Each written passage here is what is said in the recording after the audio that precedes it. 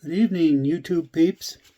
It is Wednesday, October 22nd, 2025. It's John Gilkison, Aero Stealth here. And tonight I'm wanting to shoot a video on the new battery technology that's coming in electric vehicles and how I think it's a game changer. Now, by new battery tech, I don't mean theoretical stuff that's still in a lab or anything. I'm talking about at least 3 different techs that are already in the process of being put into cars and getting ready for mass manufacturing. And what we're looking at is, you hear various claims, 600 miles of range, 800 miles of range. That in itself doesn't mean anything. We're talking about energy density here. And anything that'll, let's just take it at a minimum, that would increase the battery density by 50% would be a real game changer. And so what I wanted to do was just lay out, taking a vehicle I know, which is our car, which is a 2024 Hyundai Ioniq 5 with a 75 kilowatt hour battery pack and a Ford Lightning F-150, which we don't own, but I'd like to buy one in the future. And it's rated to have a 130 kilowatt hour battery pack. So the battery technologies we're talking about would replace the current lithium-ion batteries with a sodium-ion battery, which apparently has always had problems with swelling. You cycle a sodium battery and it'll tend to swell up and then contract again as it's discharged, which is not good for batteries. And they figured out how to build a graphene shell around in other words, cage it, integral to the battery so that it minimizes the swelling. And I don't know anything more about it than that. So they're coming. There's already power packs that you can buy that have them. Then there's Tesla's been talking about aluminum-ion battery tech that they have that's coming in their cars. And another one, of course, is solid-state batteries, which are supposed to be coming to mass market soon. By soon, I mean within the next year or two. And there's already some cars on the market. So let's just go with that, and let's just go with a 50% improvement in battery density, hence a 50% improvement in range. At roughly the same battery mass. So what I've done here is I've worked up a table, and all I've done is is this the Hyundai Ioniq 5 as it is now, and then with a new pack that had 50% more energy density. And the same thing with the Ford Lightning. So we went from a 75 kilowatt hour pack in the Ioniq 5 up to 113 with roughly the same battery mass, same size.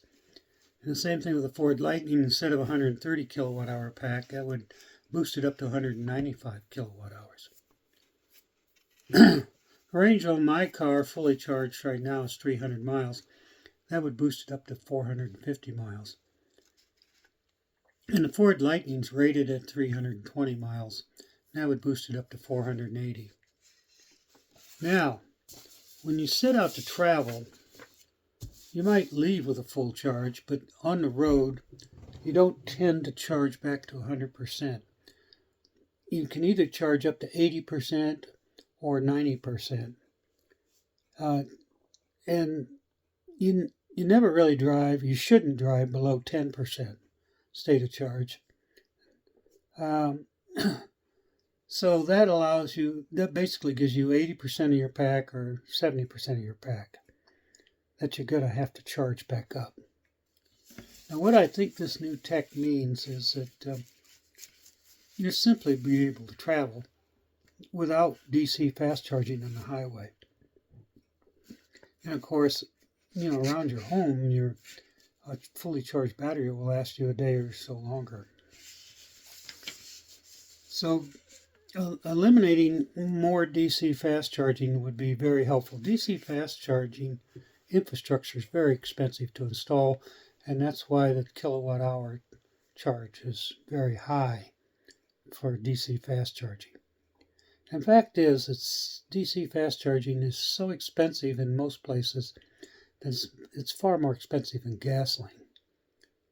That's even taking into consideration that the electric vehicle may be 3.5 times more energy efficient.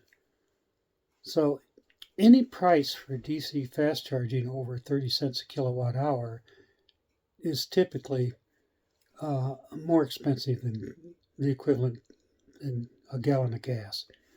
And so for that reason, I think that we should begin to remove the subsidies for gasoline and apply them to DC fast charging.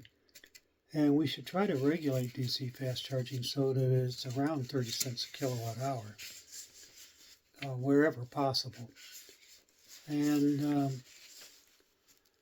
in other words, we should disincentivize gasoline more and incentivize charging your vehicle more.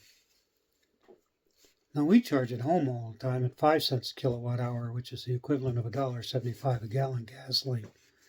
So, to me, this is a no-brainer. However, what I've found doing this table the way I did it is that in most situations, a car would be able to travel all day long and reach its destination, let's say a motel, and destination charge at level 2 overnight and fully charge back to 80 or 90% state of charge on the battery within an 8-hour time frame. And that's, to me, is the goal. That's the benchmark. Now, the truck is a different situation because it's inherently larger to start with, and then the final pack, 195 kilowatt hour pack, is a lot more dicey to charge. And what's going to be needed, and because it's still cheaper, is level 2 charging. That's at instead of 32 amps is what I use at home. You'd need 48 amp charging for cars, and that would allow you to recharge your car in 8 hours, even if you had the equivalent of a 113 kilowatt hour pack, which is what the new pack on the Hyundai would be. So 450 miles of range, charge overnight at your motel, and the next day you're ready to go with a 90% charge pack. And you can do that as long as you have at least a 48 amp charger. Now, 48 amp charger requires a 60 amp service. So this is what we're looking at. And that's possible with a car, but you can only charge the truck back up to 70%. In other words, 80% state of charge in 8 hours at that. And it requires an 80 amp service. An 80 amp charger on a 100 amp service to fully charge the truck back up within that 8 hour time frame. Now we're talking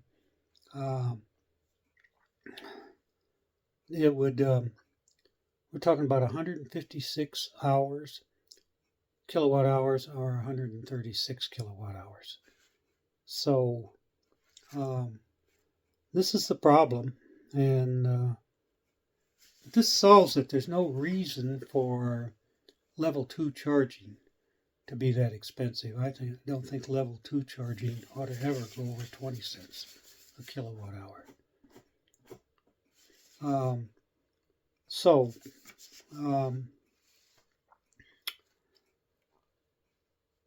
There you have it.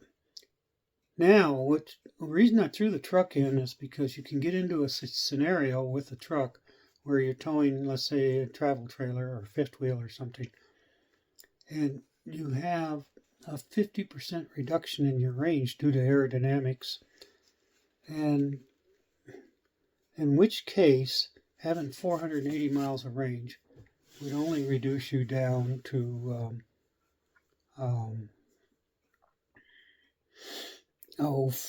240 miles of range. So let's say you could charge, you'd need to charge about 200 miles of range back each night. That can be done at a campsite. And with a 50 amp charger, which would take, which would be a 40 amp charger, 50 amp service, it could take up to 14 hours. But you have plenty of time at a campsite when you arrive, easily 6 in the evening till 8 in the morning to do it. Or a motel if you're just towing a regular trailer. So I think this is a game changer. We could